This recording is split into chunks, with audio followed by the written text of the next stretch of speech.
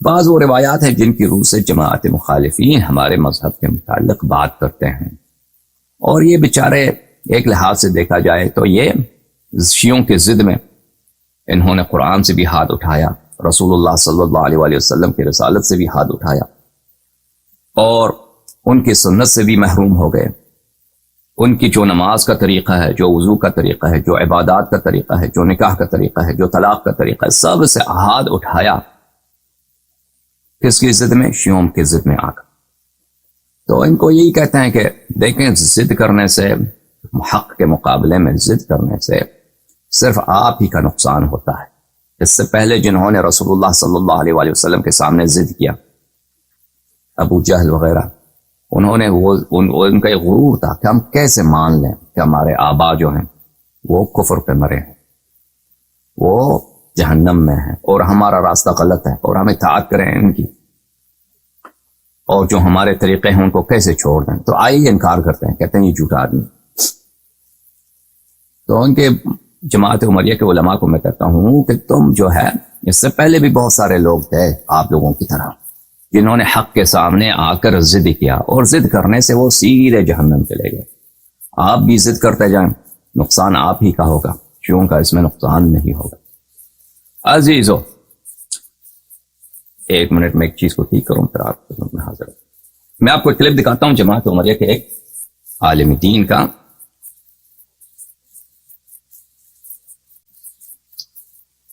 اور آپ ملاحظہ فرمائیے کہ وہ کیا کہتے ہیں۔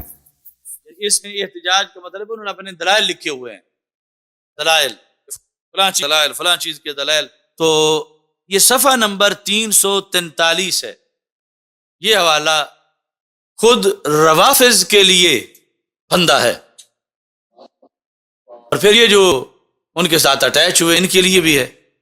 وہ جو چونکہ مرصدو کا کوا ہے، اس سے پوچھ لو، وہ خود اس بات کو بیان کرتا ہے دوسروں سے ذرا علیحدہ شو کرنے کے لیے اپنے آپ کو۔ لکھا کیا ہے کہ حضرت امیر معاویہ سے امام حسن رضی اللہ تعالیٰ عنہ نے صلح کیوں کی، یہ کہتے ہیں خود امام حسن سے پوچھ لیتے ہیں صلح کیوں کی۔ یہ ان کی کوئی چھوٹی کتاب نہیں، یہ بہت بڑی کتاب ہے روافض کی، نام اس کا کیا ہے؟ احتجاج، ابو منصور احمد بن علی تبرسی، اس کا مشہور نام احتجاج تبرسی ہے۔ احتجاج تبرسی میں یہ لکھا ہے، امام حسن رضی اللہ تعالیٰ عنہ کی دلیلیں اپنے موقف پر، کہ جب یہ انہیں پڑھ گئے شیعہ اور مذل المومنین کہا اور کیا کچھ کہا، تو انہوں نے پھر آگے سے کہا صبر کرو، میں تو دسنا کہ تسی کون ہو تو میں کون ہوں۔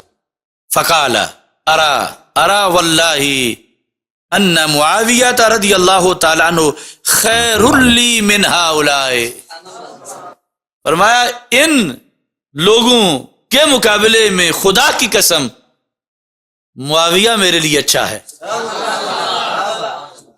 ان لوگوں کے مقابلے میں معاویہ میرے لیے اچھا ہے۔ ان لوگ کون لوگ؟ اب ہم نہیں یہ کہہ رہے، ان کی اپنی کتاب میں لکھا ہے یزعمون انہم لی شیعہ، جن کا یہ دعویٰ ہے کہ وہ میرے شیعہ ہیں، ان شیعوں سے تو معاویہ میرے لیے اچھا ہے۔ یہ سرخ شاہ کم از کم امام حسن سے ہی پوچھ لیں اپنے تبصرے کرنے سے پہلے کہ ان کے نزدیک معاویہ کی شان کیا ہے۔ تو عزیزو، یہ کہتے ہیں کہ امام علیہ الصلاۃ والسلام نے شیعوں کی مذمت کی ہے، اور انہوں نے کہا ہے کہ شیعوں سے بہتر تو معاویہ ہیں، شیعوں سے بہتر تو معاویہ ہیں، اور شیعوں نے امام مجتبی علیہ السلام کو مذل المؤمنین اور کچھ اس طرح کے کچھ باتیں کی ہیں۔ تو عزیزو، اس کا جواب ہم نے اختصار کے ساتھ پچھلے حلقے میں دیا تھا، لیکن یہ مسئلہ کیونکہ بہت سارے مختلف مواقف پہ آتے ہیں کہ لفظ شیعہ استعمال ہوا ہے اور لفظ شیعہ کے ساتھ مذمت ہے، لفظ شیعہ کے ساتھ مذمت، تو اس کی توضیح دینا اور اس کو واضح کرنا کچھ ضروری ہے۔ تو آپ کی خدمت میں عرض کرتے ہیں کہ یہ ان کی چالاکی ہے اور ایک طرح سے ان کی بیوقوفی ہے۔ چالاکی اس لیے ہے کہ وہ عوام فریبی کے لیے، کیونکہ خود ان ڈاکٹر اشرف جلالی صاحب کو اتنا تو پتہ ہونا چاہیے، اگر ان کو یہ بات بھی نہیں معلوم تو پھر ان کی نہایت جہالت ہے، نہایت جہالت ہے۔ لیکن مجھے توقع یہی ہے کیونکہ یہ عالم دین کہلاتے ہیں، تو ان کو اتنا پتہ ہوگا کہ شیعہ کے اصطلاحی معنی ہیں اور شیعہ کے لغوی معنی ہیں۔ جیسے لفظ صلاۃ ہے، نماز، لفظ صلاۃ عربی زبان میں، اس کے اصطلاحی معنی ہیں اور اس کے لغوی معنی ہیں۔ اصطلاحی معنی وہی ہے جو ارکان خاص ہے عبادت کے لیے، نیت کر کے وضو بنا کے آپ 2 رکعت نماز پڑھتے ہیں، یہ صلاۃ ہے، اور یہ اصطلاحی معنی ہے۔ اور ایک لغوی معنی ہے جو دعا کے معنوں میں آتا ہے، لفظ زکوٰۃ ہے، یہ اس کے لغوی معنی ہیں اور اس کے اصطلاحی معنی ہیں۔ زکوٰۃ کے لغوی معنی کیا ہیں؟ زکوٰۃ کے لغوی معنی ہیں پاکی، اور اسی طرح بڑھوتری کو بھی کہتے ہیں، کوئی چیز بڑا ہو جائے، زیادہ ہو جائے، اس کو زکوٰۃ کہتے ہیں۔ اور شریعت میں صدقات کو، اور بالخصوص جو صدقہ واجبہ ہے، جو خاص چیزوں پہ واجب ہے، 40 مثلا بیڑوں میں سے ایک بیڑا نکال دیں، ان چیزوں کو آپ کیا کہتے ہیں؟ اس کو زکوٰۃ کہتے ہیں۔ اس طرح تو بہت زیادہ ہے، اس طرح باتیں جو ایک دفعہ لغوی معنوں میں استفادہ ہوتا ہے، ایک دفعہ اصطلاحی معنوں میں استفادہ ہوتا ہے، ٹھیک ہے نا؟ تو ان یہ موارد قرینے سے پتہ چل جاتا ہے، قرائن سے استعمال کرنے سے پتہ چل جاتا ہے۔ جیسے اردو زبان میں لفظ کل ہے، لفظ کل، میں کل آپ کے پاس آؤں گا، ٹھیک ہے نا؟ کل آپ میرے پاس آئے تھے، ایک گزرا ہوا کل ہے، ایک آنے والا کل ہے، دونوں کے لیے لفظ اردو زبان میں لفظ ایک ہی ہے، کل، ٹمارو، یسٹرڈے۔ اب ٹمارو کے لیے بھی کل، یسٹرڈے کے لیے بھی کل، لیکن یہ استعمال میں تقریباً 99% مقام پر، اس سے بھی زیادہ ہمیشہ پتہ چل جاتا ہے بولنے کے انداز سے کہ کون سا مراد ہے، گزرا ہوا کل مراد ہے یا آگے آنے والا کل مراد ہے۔ سمجھ میں آ رہی نا بات آپ کو؟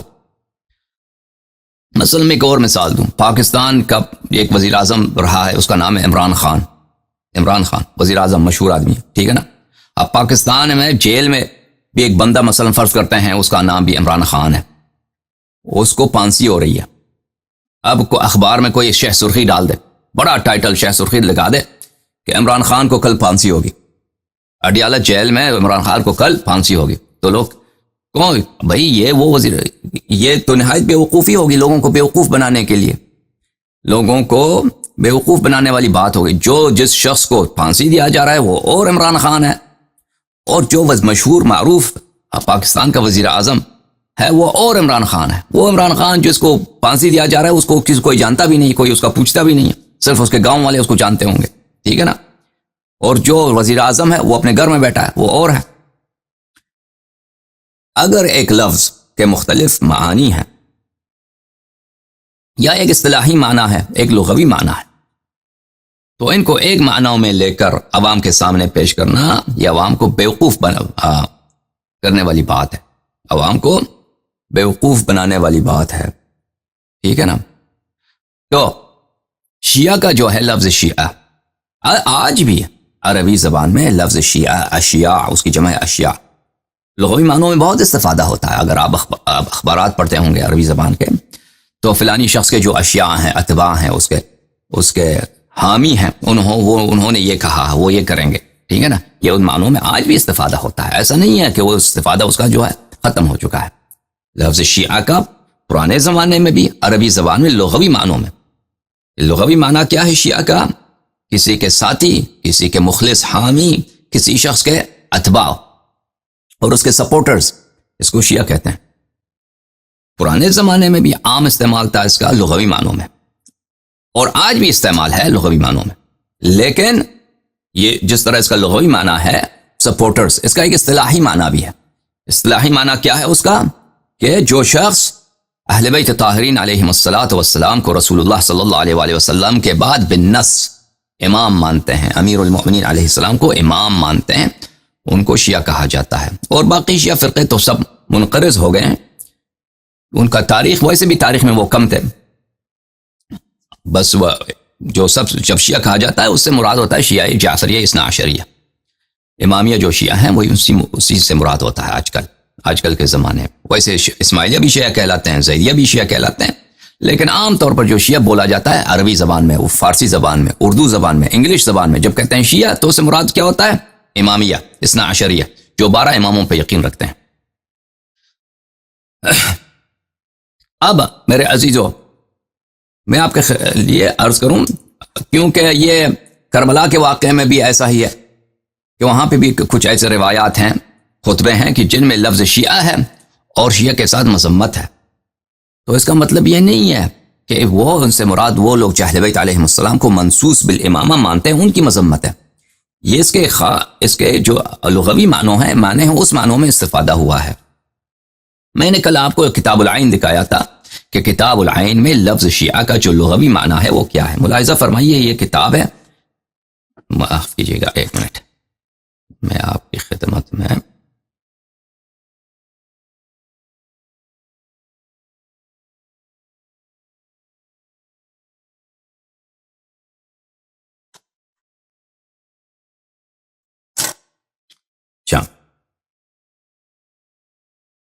آپ کی خدمت میں پیش کرتے ہیں کتاب معجم مقاییس اللغہ جزء ثالث، چھاپ دار الفکر.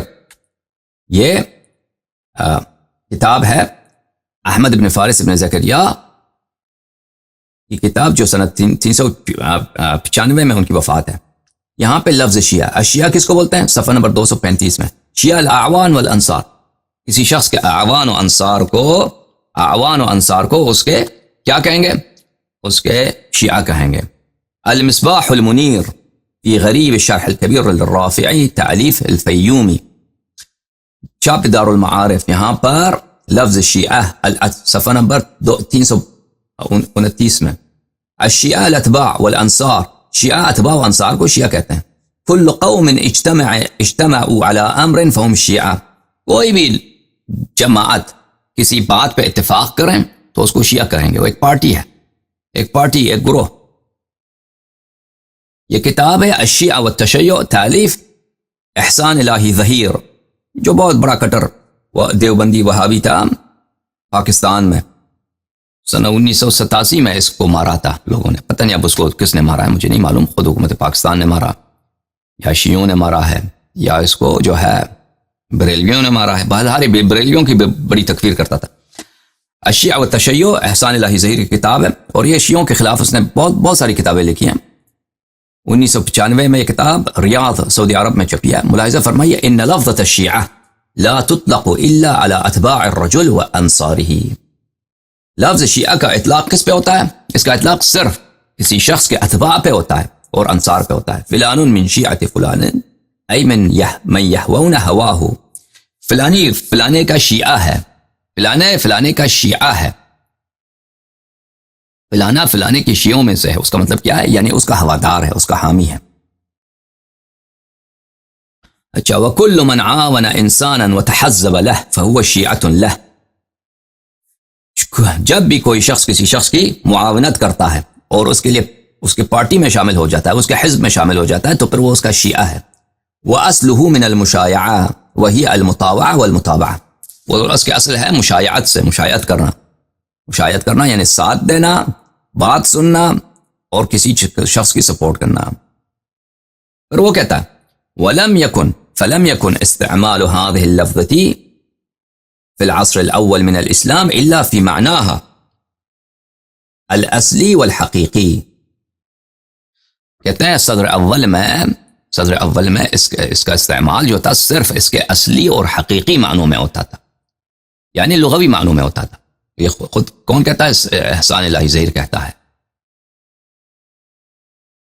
كما لم يكن استعمالها إلا لأحزاب سياسية وفئات متعارضة في بعض المسائل التي تتعلق بالحكم والحكام. اور اس کا استعمال صرف کس حد تک محدود تھا کہ جو پولیٹیکل گروہ ہیں، پولیٹیکل مختلف جماعات ہیں، سیاسی جماعات جن کا آپس میں اختلاف ہے، اور ان کا اختلاف سیاسی امور پر، حکومت کے مسائل پر، حکمران کون ہوگا، ٹھیک ہے نا، اس پہ اس کو کیا کہیں گے، اس کو اس وقت شیعہ کا استعمال ہوتا تھا.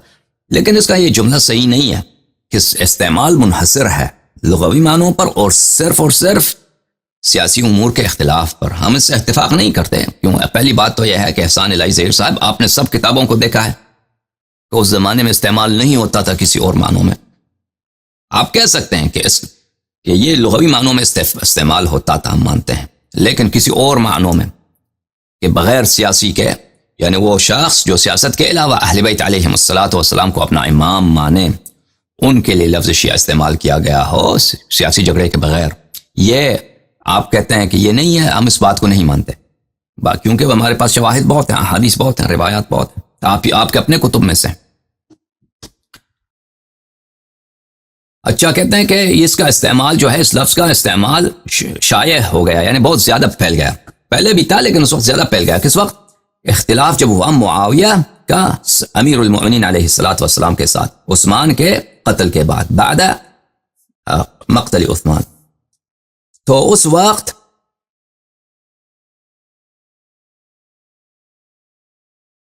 امیر المؤمنین علیہ السلام کے انصار کو ان کے شیعہ کہا جاتا تھا۔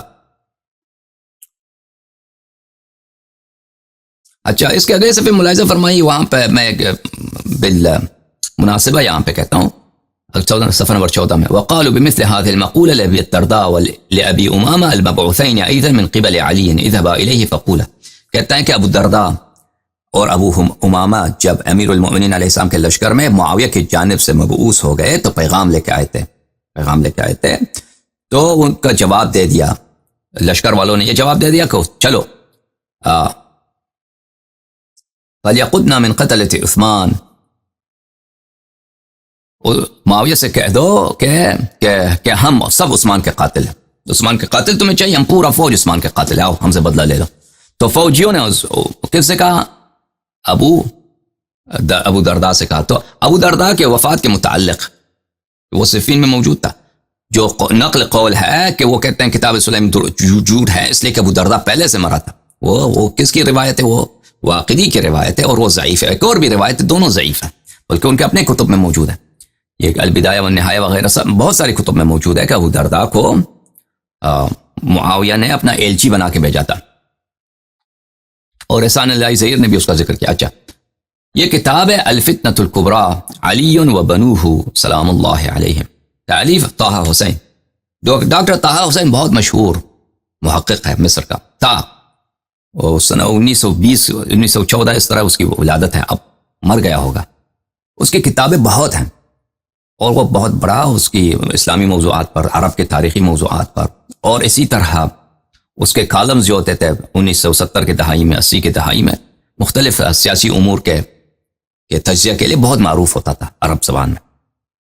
یہ اس کی کتاب ہے علی علیہ السلام و بنوہ، چھاپ دار المعارف۔ یہاں پہ ملاحظہ فرمائیے، یہ مصر میں کتاب چھپی ہے، قاہرہ میں، صفحہ 173 میں، وہ بھی یہی کہتا ہے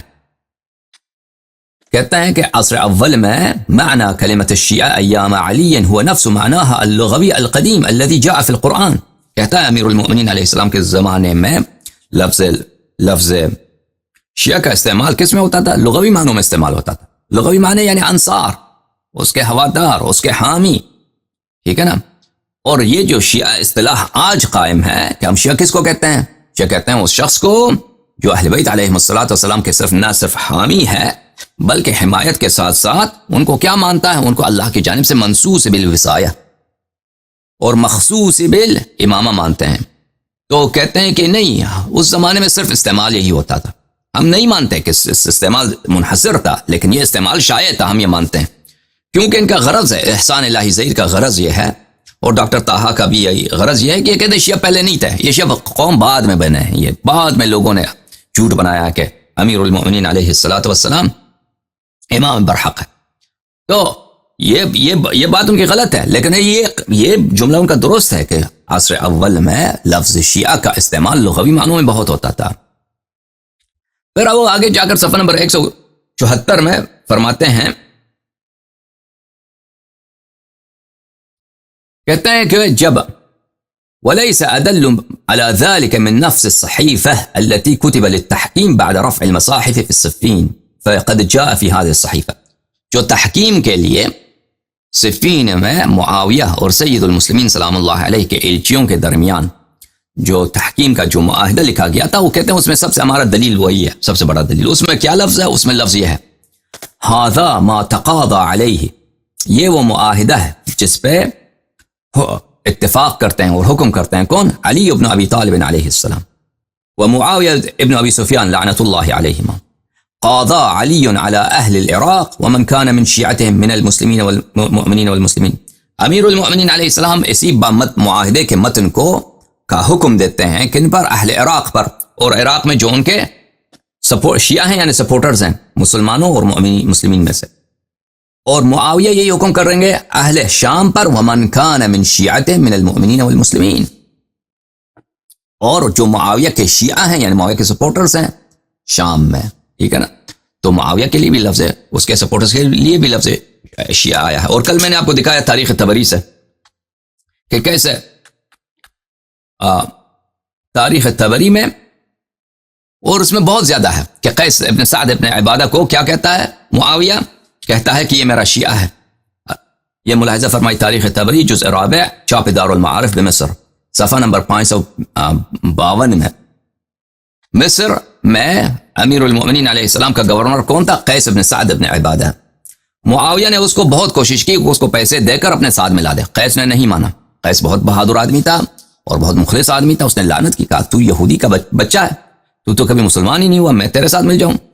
تو پھر اس نے کیا معاویہ نے اس نے کو بدنام کرنے کی کوشش کی، اس نے اس کو بدنام کرنے کے لیے اپنے شہر میں یعنی شام میں اس نے اس طرح خطبہ دیا، اہل شام کو اس طرح کہا، لا تسبوا قیس ابن سعد ولا تدعوا الى غزوه، سعید ابن قیس ابن سعد کو تم گالی نہ دو اور اس کو جنگ کرنے کی بھی اس کی فکر نہ کرو، کیوں؟ فإنه لنا شیعہ، کیونکہ وہ ہمارا حامی سپورٹر ہے، یاتینا کیس نصیحته سرا، وہ اپنے بہترین خالص ترین مشورے ہمیں سری طور پہ بھیجتا ہے، وہ ہمارا اپنا آدمی ہے، تاکہ کیا ہو جائے؟ قیس جو ہے بدنام ہو جائے۔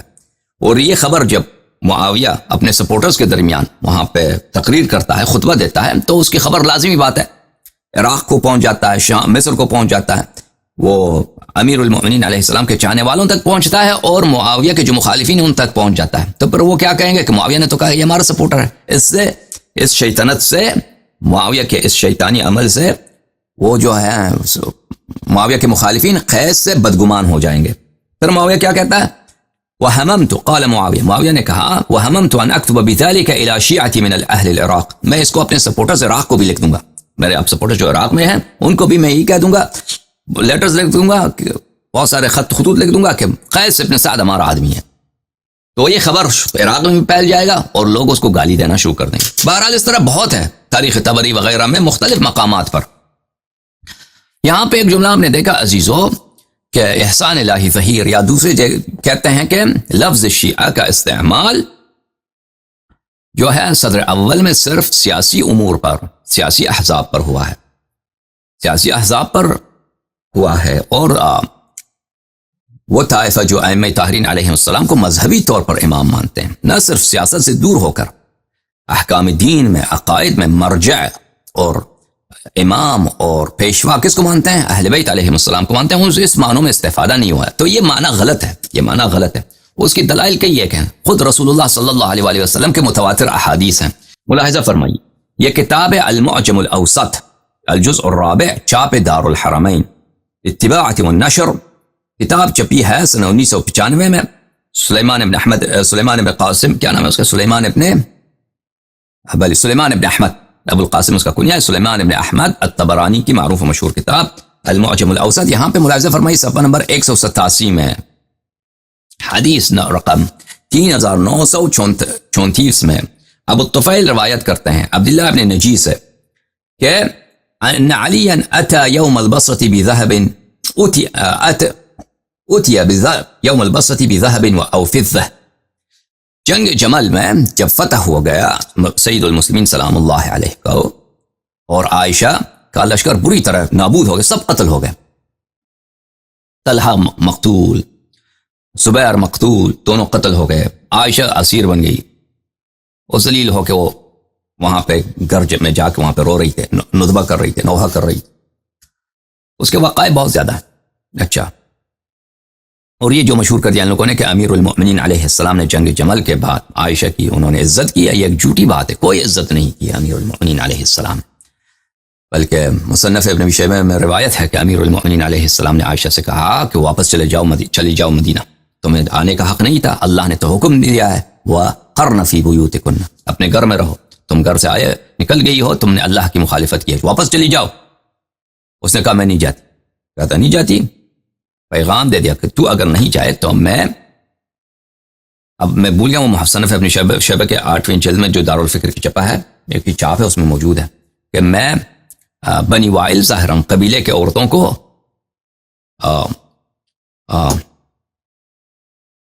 وہ ایک آلہ ہوتا ہے پلاس کی طرح ہوتا ہے، لوہار، اس سے کوئی چیز اٹھاتے ہیں، لوہار جو لوہا اٹھاتے ہیں گرم ہوتا ہے نا، وہ اس سے اٹھاتے ہیں، پلاس کی طرح ہوتا ہے، اس کا مجھے نام نہیں آتا اردو زبان میں، تو میں ان عورتوں کو بھیج دوں گا انہی آلات کے ساتھ، وہ تمہیں مار مار کے اونٹنی پہ بٹھا دیں گے اور تجھے بھیج دیں گے، بٹھا دیں گے اور تجھے مار مار کے بھیج دیں گے مدینہ، چلی جاؤ، دفع ہو جاؤ یہاں سے۔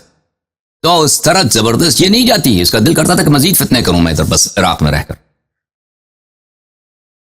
تو اس کو زبردستی، اب جب یہ سمجھ گیا کہ اب تو مار پڑے گی تو پھر عائشہ چلی گئی، اور یہ شیعوں کی حدیث ہے، یہ مخالفین کی حدیث ہے، بہرحال وہ کبھی بات کریں گے ان سے، عائشہ کے متعلق ہماری بات بہت لمبی ہے، عائشہ کے میں قرآن پہ اس کی مذمت کہ کتنی شدید آیات ہیں، وہ آیات جو فرعون کے لیے نہیں ہے، کسی کافر کے لیے نہیں ہے، خدا کی قسم، اس طرح مذمت کی آیات جو عائشہ کے لیے ہیں، ان کے اپنے احادیث میں سبحان اللہ جو رسول اللہ صلی اللہ علیہ وآلہ وسلم سے دشمنی اور بغض اور ان کی اذیت، جو اہل بیت طاہرین علیہم الصلوۃ والسلام کی دشمنی کے ان کے احادیث میں، اور پھر بہرحال بہت طویل ہے بات عائشہ کے متعلق۔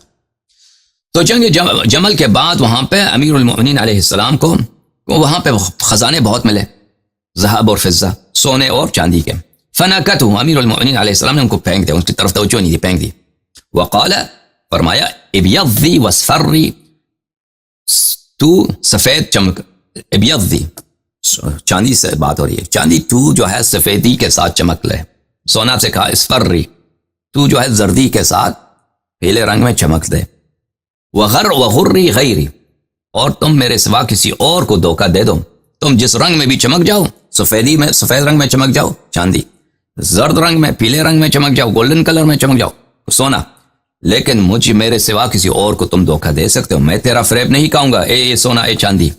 غری اہل الشام، اہل شام والوں کو، معاویہ اس کے پارٹی کو کل تم فریب دے دو، اذا ظہروا علیک، جب وہ تم پر، تجھ سونا چاندی پر ان کا ہاتھ لگے گا، فشق قوله ذلك على الناس، لوگوں کو اس کی بات سمجھ نہیں آئی، بھاری گزری، کیا فرما رہے ہیں کہ اہل شام، بھلے اہل شام والے پیروز ہو جائیں گے، یہ کیا خبر دے رہے ہیں آپ؟ فذكر ذلك له فأذن في الناس فدخلوا عليه، امیر المؤمنین علیہ الصلوۃ والسلام سے یہ بات پہنچائی گئی تو انہوں نے کہا کہ آ جاؤ، لوگ آ گئے، تو انہوں نے کہا ان کی تسلی کے لیے، اپنے شیعوں کی تسلی کے لیے کہ ٹھیک ہے، معاویہ والوں کو پیروزی معاویہ کو ہوگی آخر میں، شام والوں کی ہوگی، لیکن ان خلیلی صلی اللہ علیہ وآلہ وسلم، میرے حبیب صلی اللہ علیہ وآلہ وسلم نے فرمایا، یا علی سلام من اللہ علیہ انک ستقدم علی اللہ وشیعتک راضین مرضیین، اے علی سلام من اللہ علیہ، تم روز قیامت اللہ تعالیٰ کے سامنے پیش کیے جاؤ گے، اور شیعہ بھی تیرے ساتھ ہوں گے، اور اللہ آپ لوگوں سے راضی اور تم لوگ اللہ سے راضی ہو گئے، وَيَقْدُمُ عَدُوُكَ وَيَقْدُمُ عَلَيْهِ، اور تیرے دشمن بھی اللہ کے سامنے پیش ہوں گے، وَيَقْدُمُ عَلَيْهِ عَدُوُكَ غُضَّابٌ مُقْمَحِينٌ، وہ اللہ ان پہ غضبناک اور مقمحین، اور ان کی حالت اقماح کی ہوگی۔ پھر امیر المؤمنین علیہ الصلاۃ والسلام نے جمع یدہ الی عنقہ یریہم کیف الاقماح، اقماح کیسے ہم فرمایا، اس طرح ہاتھ ان کے اقماح اس کو بولتے ہیں کہ ہاتھ جو ہیں پیچھے باندھ لیے جائیں جیسے مجرموں کے ہوتے ہیں، اس طرح ان پہ غضب ہے اور مجرموں کی طرح ان کے ہاتھ پیچھے باندھے ہوئے ہیں۔ تو یہاں پہ دیکھیں کہ رسول اللہ صلی اللہ علیہ وآلہ وسلم نے امیر المؤمنین علیہ الصلاۃ والسلام کے لیے بشارت دیا کہ جنت والے کے روز قیامت اس طرح ان کی پیشی ہوگی اللہ کے سامنے کہ اللہ ان سے شیعوں سے راضی، اللہ شیعوں سے راضی اور شیعہ اللہ سے راضی۔ اور یہاں پہ لفظ شیعہ جو ہیں امیر المؤمنین علیہ السلام کے ماننے والوں کے لیے استفادہ ہوا ہے، اور اس میں کوئی ایسی سیاسی جھلک نہیں ہے کہ سیاسی جھلک جو امیر المؤمنین علیہ الصلوۃ والسلام کے سپورٹرز ہوں دنیائی اغراض سیاسی مقاصد کے لیے۔ پھر المعجم الاوسط الجزء السابع، چاپ دار الحرمین، صفحہ نمبر 334، روایت کرتے ہیں ابو ہریرہ سے، ابو ہریرہ نے کہا کہ امیر المؤمنین علیہ الصلوۃ والسلام نے کہا، یا رسول اللہ ایما احب الی انا ام فاطمہ سلام من اللہ علیہم، یا رسول اللہ کون آپ کو زیادہ محبوب ہے، میں یا فاطمہ سلام اللہ علیہ؟ قال فاطمہ احب الی منک، فاطمہ مجھے میں زیادہ محبوب ہے، وانت اعز علی منہا، اور آپ جو ہیں زیادہ عزیز ہیں، فاطمہ سلام اللہ علیہ زیادہ محبوب اور آپ زیادہ عزیز ہیں میرے لیے۔ وَكَأَنِّي بِكَ وَأَنْتَ عَلَى حَوْضِ تَذُودُ عَنْهُ النَّاسِ، اور میں دیکھ رہا ہوں، گویا کہ میں چشم نبوت سے ابھی دیکھ رہا ہوں کہ تم میرے حوض پر ہو اور وہاں سے تم منافقین کو اور وہاں سے لوگوں کو ہٹا رہے ہو کہ حوض میں تمہارا کوئی، یہاں پہ کوئی تیرے لیے کوئی جگہ نہیں ہے، جاؤ بھاگ جاؤ یہاں سے۔ وَإِنَّ عَلَيْهِ لَأَبَارِيقَ مثل عدد نجوم السماء، اور وہاں پہ جام ہوں گے، وہاں پہ خاص ہوں گے، وہاں پہ پیالے ہوں گے حوض کوثر میں آسمان کے ستاروں کے عدد کے موافق۔ اور وَإِنِّي وَأَنْتَ وَالْحَسَنُ وَالْحُسَيْنُ سلام من اللہ علیہم، میں اور آپ اور امام حسن اور امام حسین اور حضرت فاطمہ اور عقیل اور جعفر سلام من اللہ علیہم فی الجنہ اخوانا، ہم جنت میں ہوں گے بائی بائی، علی سرر متقابلین، تختوں پر بیٹھ کر، تختوں پر آمنے سامنے بیٹھے ہوں گے، ٹھیک ہے نا۔ اب یہاں پہ میں اور آپ اور حسن اور حسین اور عقیل اور جعفر بائی ہوں گے، زہرا سلام اللہ علیہ کا بھی ذکر ہے، کیونکہ لیکن زہرا تو بائی نہیں ہے، مرد نہیں ہے، تو اس کو کیا بولتے ہیں؟ اس کو تغلیب بولتے ہیں، تغلیب بولتے ہیں۔ قال من تعبدون من بعدی، قال نعبد الہک و الہ آبائک ابراہیم و اسماعیل و اسحاق۔ یعقوب علیہ السلام نے اپنے بیٹوں سے پوچھا ام کنتم شہداء اذ حضر یعقوب الموت قال من تعبدون من بعدی، کہ میرے بعد تم کس کی عبادت کرو گے؟ یعقوب علیہ السلام نے اپنے بیٹوں سے پوچھا، انہوں نے جواب دیا کہ ہم عبادت کریں گے تیرے بعد تیرے آبا کے الہ کو، تیرے آبا کے الہ کو۔ تیرے آبا کون ہے؟ الہ آبا کے ابراہیم و اسماعیل و اسحاق، تیرے رب کو عبادت کریں گے اور تیرے آبا کے رب کو عبادت کریں گے۔ یعقوب علیہ السلام کے آبا کون ہیں؟ کہتے ہیں ابراہیم، اسماعیل، اسحاق۔ اسماعیل آبا میں سے نہیں ہے، اسماعیل چچا ہیں، لیکن اس کو بولتے ہیں تغلیب۔ تغلیب عربی قرآن میں تغلیب بہت زیادہ ہے، تغلیب بہت زیادہ ہے کہ دو چیزیں جو دوسرے اوصاف میں شریک ہیں اور ایک صفت میں مخالف ہے، ایک صفت میں مخالف ہے، تو مخالف کو انہی کے زمرے میں شمار کیا جاتا ہے، شمار کیا جاتا ہے، ٹھیک ہے نا، مخالف کو اسی زمرے میں شمار کیا جاتا ہے۔ اچھا، اس کی اب وقت نہیں ہے کہ اس کی ہم توضیح دے دیں۔ ثم قرأ رسول اللہ صلی اللہ علیہ وآلہ وسلم وانت معی وشیعتک فی الجنہ، تم اور تمہارے شیعہ میرے ساتھ جنت میں ہوں گے، تم اور تیرے شیعہ میرے ساتھ جنت میں ہوں گے۔ پھر رسول اللہ صلی اللہ علیہ وآلہ وسلم نے آیت کی تلاوت فرمائی، اخوانا علی سرر متقابلین لا ينظر احدهم فی قفا صاحبہ، شیعہ جو ہیں وہ جنت میں ایک دوسرے کو دیکھیں گے، تختوں پر بیٹھے ہوں گے، جیسے بادشاہ کے تخت ہوتے ہیں نا، تخت بادشاہی کے تخت پہ بیٹھے ہوں گے اور ایک دوسرے کو دیکھیں گے اور سب ایک دوسرے کے چہروں کی طرف دیکھیں گے، اس طرح نہیں کسی کا پشت کسی کی طرف ہے، چہروں پہ بھلے ایک دوسرے کے چہرے پہ دیکھیں گے۔ اچھا سمجھ میں آئی نا؟ تو یہ روایات کیونکہ تعداد ان کی بہت زیادہ ہے، اگر یہ جملہ یاد رکھیے، تواتر دو قسم کے ہوتے ہیں، تواتر لفظی ہوتا ہے، تواتر معنوی ہوتا ہے۔ تواتر لفظی وہ ایک ہوتا ہے کہ لفظ، وہی لفظ مختلف احادیث میں مختلف اسانید کے ساتھ وارد ہوا ہو، تواتر کو کہتے ہیں تواتر لفظی۔ مثلا من کنت مولا فہذا علی علیہ السلام مولا، ٹھیک ہے نا، یا یملأ الارض عدلا وقسطا کما ملئ ظلما وجورا، یہ متواتر لفظی ہے۔ متواتر معنوی کو کیا چیز ہے کہ ایک معنی مختلف احادیث میں آئے ہوں، چاہے وہ اس کے الفاظ مختلف ہوں، تو اور حدیث متواتر کے لیے جیسے ہم نے پچھلے دروس میں بہت پہلے آپ کی خدمت میں عرض کیا تھا، یہ شرط نہیں ہے کہ ہر حدیث فی نفسہ ہی صحیح ہو۔ حدیث متواتر اگر حدیث کے تعداد زیادہ ہے اور ہر حدیث اگرچہ بذات خود ضعیف بھی ہو تو وہ احادیث کیا ہوتی ہیں؟ وہ احادیث متواتر ہیں، کیوں؟ کثرت کے لیے وجہ سے، اور یہ احادیث بہت زیادہ ہیں جس میں امیر المؤمنین علیہ السلام اور ان کی شیعوں کا ذکر ہے اور ان کے لیے جنت کی بشارت ہے۔ ملاحظہ فرمائیے، یہ کتاب ہے الدر المنثور فی التفسیر بالمأثور، الجزء الثامن، تالیف ہے عبد الرحمن السیوطی کی، چاپ دار الفکر۔ یہاں پہ سورہ مبارکہ بینہ، اعوذ باللہ من الشیطان الرجیم، 98 نمبر سورت ہے قرآن مجید میں۔ ان الذین کفروا جو لوگ کافر ہیں من اہل الکتاب والمشرکین، جو اہل کتاب میں سے ہیں اور جو مشرک ہیں، ٹھیک ہے نا، فی نار جہنم خالدین فیہا، کافر چاہے اہل کتاب ہو، چاہے کافر چاہے مسلمانوں میں سے ہو، کافر ہو جائے نا، مسلمان بھی ہو کافر ہو، تو وہ کیا ہے، چاہے اہل کتاب میں سے چاہے مشرکین میں سے ہو، وہ کیا ہے، ہمیشہ کے لیے جہنم میں ہے۔ اولئک ہم شر البریہ، وہ بدترین، اللہ کے بدترین مخلوق، مخلوق میں سب سے بریہ یعنی مخلوق، وہ جو ہیں بدترین مخلوق ہیں۔ ان الذین آمنوا وعملوا الصالحات اولئک ہم خیر البریہ، جو لوگ ایمان لائے ہیں اور جو لوگ عمل صالح بجا لاتے ہیں، اولئک یہ کیا ہے، خیر البریہ، خیر یہ بہترین خلائق ہیں، انسانوں میں سے مخلوقات میں سے بہترین کون ہے، الذین آمنوا وعملوا الصالحات۔ اب دیکھیں یہ شیعوں کی کتاب نہیں، یہ مخالفین کی کتاب۔ اگلے صفحے میں صفحہ نمبر 589 میں سیوطی صاحب کئی احادیث نقل کرتے ہیں۔ وَأَخْرَجَ ابن عساکر، ابن عساکر نے جابر سے روایت کی، جابر بن عبداللہ انصاری رضی اللہ تعالی، كنا عند النبی صلی اللہ علیہ وآلہ وسلم، ہم حضرت رسالت پناہ صلی اللہ علیہ وآلہ وسلم کے بارگاہ میں بیٹھے تھے۔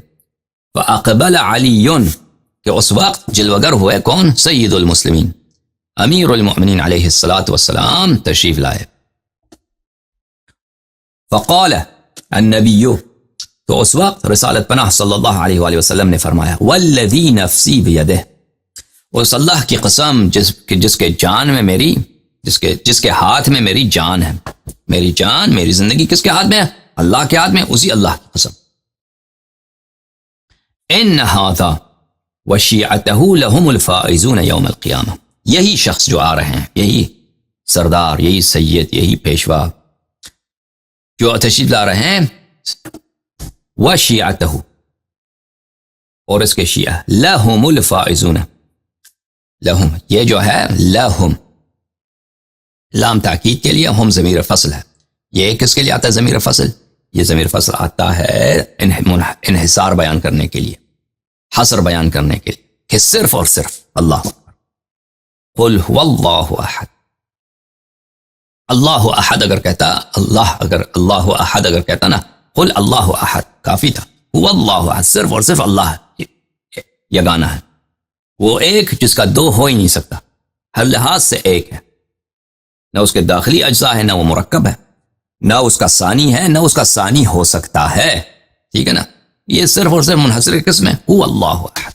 اور بھی اس میں حصر کے کئی اس اسالیب ہیں، ان ھذا وشیعتہ لہم الفائزون، ھذا کیا ہے، ھذا مبتدا ہے، اس میں کانا ہے، مبتدا اگر اور یہاں پر کیا ہے، یا مسند الیہ ہے، اور اس کا مسند کیا ہے، اس کا مسند ہے ہم الفائزون، اس کا مسند ہے ہم الفائزون۔ جب مسند الیہ دونوں معرفہ ہوں تو یہ حصر پہ دلالت کرتی ہے، حصر پہ دلالت کرتی ہے، یہ مطول میں، اطول میں، مختصر میں، اور مفتاح العلوم میں سکاکی نے انہوں نے بیان کیا ہے اسالیب حصر میں، صرف اور صرف یہ اور ان کے شیعہ فیضیاب ہیں، کامیاب ہیں، کام رواں ہیں، سرخرو ہیں روز قیامت۔ وَنَزَلَتْ، جب رسالت پناہ صلی اللہ علیہ وآلہ وسلم نے یہ فرمایا ہے تو اس آیت کا نزول ہوا، ان الذین آمنوا وعملوا الصالحات اولئک هم خیر البریہ، جو لوگ ایمان لاتے ہیں اور عمل صالح بجا لاتے ہیں وہی خیر البریہ ہیں۔ فکان اصحاب النبی صلی اللہ علیہ وآلہ وسلم اذا اقبل علی علیہ السلام قالوا جاء خیر البریہ، تو اصحاب نبی صلی اللہ علیہ وآلہ وسلم امیر المؤمنین علیہ السلام کو خیر البریہ، بہترین مخلوق، بہترین، سب انسانوں میں بہترین، سب خلق میں بہترین، اس لقب سے پکارتے تھے، جب آتے تھے کہتے ہیں خیر البریہ آ گئے، ٹھیک ہے نا۔ یہ کن کی روایت تھی؟ جابر۔ وَأَخْرَجَ ابن عدی وابن عساکر عن ابی سعید مرفوعا، سند کے ساتھ ابو سعید سے روایت کیا ابن عدی وابن عساکر نے کہ انہوں نے کہا علی خیر البریہ، امیر المؤمنین علیہ السلام ہی خیر البریہ۔ وأخرج ابن عدی ابن عباس، ابن عدی نے ابن عباس سے روایت کیا، قال لما نزلت، جب یہ آیت نازل ہوئی ہے، ان الذین آمنوا وعملوا الصالحات اولئک هم خیر البریہ، قال رسول اللہ صلی اللہ علیہ وآلہ وسلم لعلی، رسول اللہ صلی اللہ علیہ وآلہ وسلم نے فرمایا امیر المؤمنین علیہ السلام سے، ہوا انت، یہ خیر البریہ کون ہے؟ انت وشیعتک، یوم القیامت راضین مرضین. یہ آپ ہیں اور آپ کی شیعہ. روز قیامت اللہ آپ سے راضی، آپ اللہ سے راضی. شیعہ کا اطلاق امیر المؤمنین علیہ الصلاۃ والسلام کے اتباع میں، سیاسی معنوں میں نہیں، مذہبی معنوں میں. وہ حیات رسول صلی اللہ علیہ وآلہ وسلم، جو صحابہ امیر المؤمنین علیہ الصلاۃ والسلام کے امامت اور ولایت کے حاسد نہیں تھے، حسد نہیں کرتے تھے، مؤمن تھے، مصدق تھے، ان کے لیے اسی زمانے سے اطلاق ہونا شروع ہوا تھا. وأخرج ابن مردوی نے روایت کی ہے امیر المؤمنین علیہ السلام سے، قال لی رسول اللہ صلی اللہ علیہ وآلہ الم تسمع قول اللہ. رسول اللہ صلی اللہ علیہ وآلہ وسلم نے فرمایا امیر المؤمنین علیہ السلام سے، کیا تمہیں نے یہ آیت نہیں پڑھی ہے، یہ آیت تم نے نہیں سنی ہے؟ ان الذین آمنوا وعملوا الصالحات اولئک هم خیر البریہ انت وشیعتک وموعدی وموعدکم الحوض اذا جئت الامم للحساب تدعون غرا محجلین. یہ ہونا چاہیے اذا جاءت الامم، جاءت بالامم، اور ہر یہ جاءت الامم ہونا چاہیے بہتر ہے.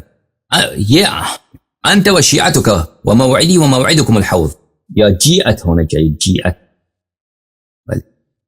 یہ اس آیت کون ہے؟ ان الذین آمنوا وعملوا الصالحات اولئک هم خیر البریہ انت وشیعتک، آپ اور آپ کی شیعہ ہیں، اور میرا موعد اور آپ کا موعد حوض کوثر ہے. جب سب امم حساب کے لیے لائے جائیں گے، تدعون غر المحجلین، امیر المؤمنین علیہ السلام کو اور ان کے شیعوں کو لایا جائے گا کہ ان کے چہرے پہ سارا نور ہوگا، چہرے پر غرن محجلین. الغر المحجل، غر محجل کس کو بولتے ہیں؟ وہ گھوڑا جس کے پیشانی پہ سفید، ماتھے پہ سفید نشان ہے. تو یہ پھر انسانوں کے لیے جب استعمال کیا جاتا ہے، یعنی ان کے چہرے پہ نور ہے، روز قیامت چہرے پہ نور ہے، چہرہ ان کا سفید ہے، چہرے نورانی ہے. اچھا، تو ان روایت میں سب میں دیکھا آپ نے کہ رسول اللہ صلی اللہ علیہ وآلہ وسلم نے لفظ شیعہ کس کے لیے استعمال کیا ہے؟ اہل بیت طاہرین علیہم الصلاۃ والسلام کے ماننے والوں کے لیے. یہ کن کی روایات ہیں؟ یہ مخالفین کی روایات. مخالفین کی روایات ہم نے دکھایا، شیعوں کی روایت تو بہت زیادہ اس باب میں. ملاحظہ فرمائیے کتاب ہے صفات الشیعہ و فضائل الشیعہ، تالیف شیخنا الصدوق رحمہ اللہ، متوفى سنت 381 میں. یہاں پر ملاحظہ فرمائیے، یہاں پہ حدیث بہت ہے. میں حدیث نمبر 11 صفحہ نمبر 11 میں آپ کو دکھاتا ہوں. اچھا، حدیث یہ ہے، روایت کرتے ہیں وہ اپنے سند کے ساتھ عقدہ ابن عامر الجہنی سے کہ دخل رسول اللہ صلی اللہ علیہ وآلہ وسلم ونحن جلوس. رسول اللہ صلی اللہ علیہ وآلہ وسلم تشریف لائے اور صحابہ بیٹھے تھے، اور صحابہ میں کون تھا؟ ابو بکر بھی تھا، عمر بھی تھا، عثمان بھی تھا، اور امیر المؤمنین علیہ الصلاۃ والسلام دوسری طرف بیٹھے. فجاء النبی صلی اللہ علیہ وآلہ وسلم فجلس الى جانب علی علیہ السلام. رسول اللہ صلی اللہ علیہ وآلہ وسلم آئے تو دیکھا کہ صحابہ ادھر بیٹھے ہیں، ابو بکر، عمر، عثمان، امیر المؤمنین علیہ السلام دور بیٹھے ہیں. تو وہ آگے بیٹھے ساتھ کس کے؟ اپنے بھائی کے ساتھ، سید المسلمین سلام اللہ علیہ کے ساتھ بیٹھ گئے. فجعل ينظر يمينا وشمالا، رسول اللہ صلی اللہ علیہ وآلہ وسلم نے دائیں طرف دیکھا، بائیں طرف دیکھا. ثم قال، پھر فرمایا عن يمين العرش وعن يسار العرش لرجالا على منابر من نور.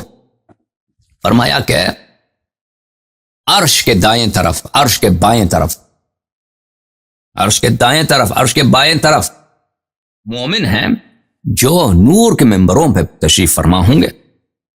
تتلألأ وجوہہم نورا، اور ان کے چہرے چمک رہے ہوں گے، درخشش ہوگی، نور ان کے چہرے سے برس رہے ہوں گے، عرش کے دائیں بائیں بیٹھے.